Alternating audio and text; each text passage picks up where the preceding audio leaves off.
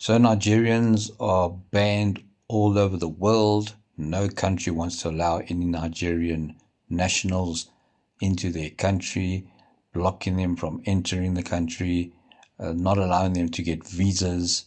And Seychelles is just another one that's joined that movement, because Seychelles have banned any Nigerians from entering the country. And their reason is, I suppose, the same reason that most countries do it, is because of the high surge of trafficking. I can't say the word, but you know what I'm talking about, and fraudulent activities that Nigerians unfortunately are known for and are involved in.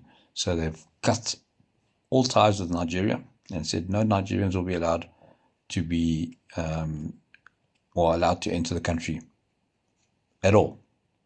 So yeah, Nigeria.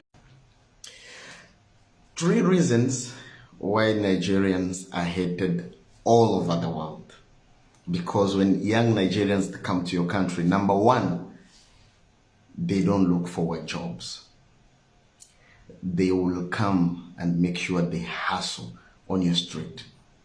Number 2, it's because Nigerians are very arrogant and not afraid to show you that they can beat you in your own country. Number 3, and this is the bigger one, when Nigerians come to your country, they come for your women. If you think I'm lying, ask South Africans, especially the guys who lost their women to Nigerians. They will tell you. To tell you the truth, Nigerians invest more in men's health than anything when they go to a particular country. And when they get there, they know for sure the reason why they will not be kicked out of any country is when they cause damage enough to get women on their sides.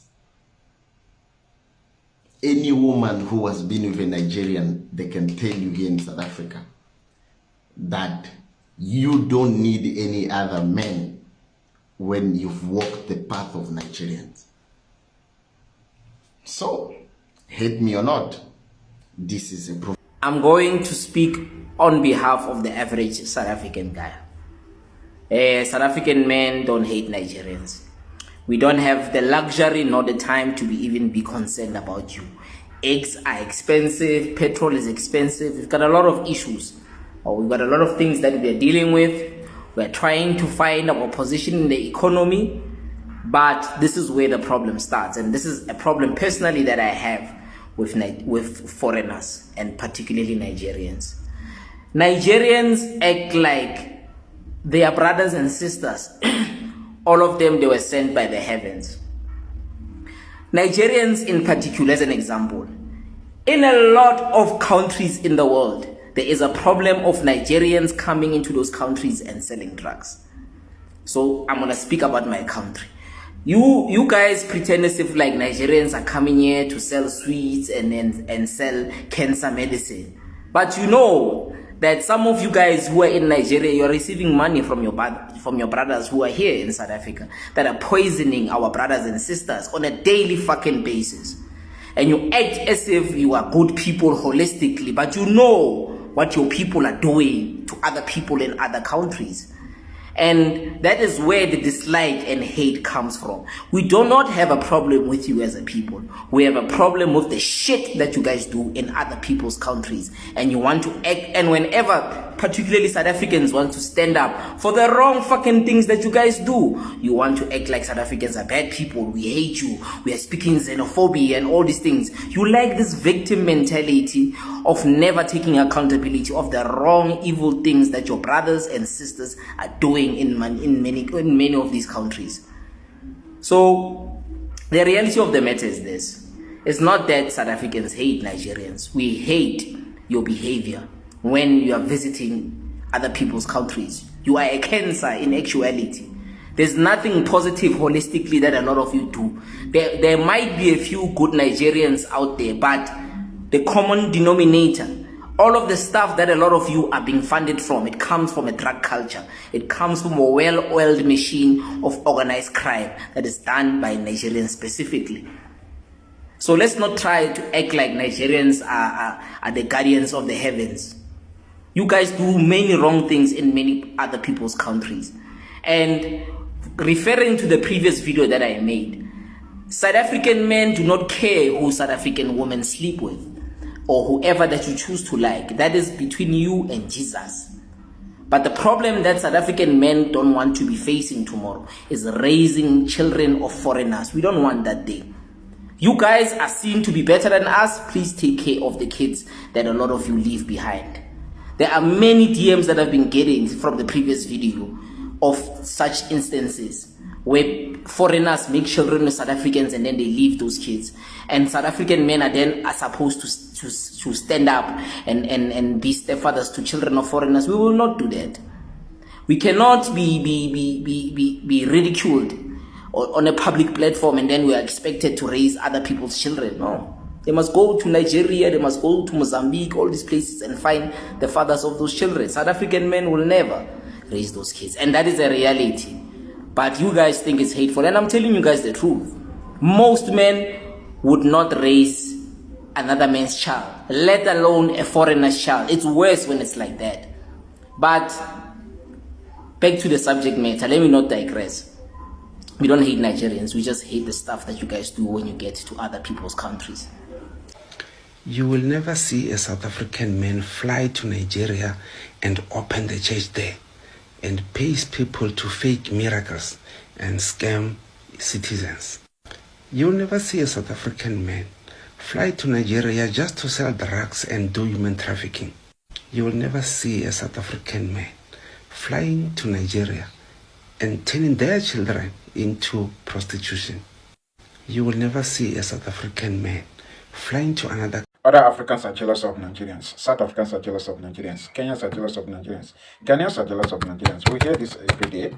Even on TikTok, you will find some Nigerians pushing the same narrative that Black Americans are jealous of Nigerians. Even Europeans are jealous of Nigerians. But let's call it spade a spade. What are these foreign nationals jealous of Nigerians for? What exactly are they jealous of? This is to my Nigerians. What is so special about our society that makes you think Nigerians are being hated for no reason? That foreign nationals are jealous of Nigerians? Do you think South Africans, Kenyans, Ghanaians sit at home and say, oh, Nigerians are winning, I'm jealous?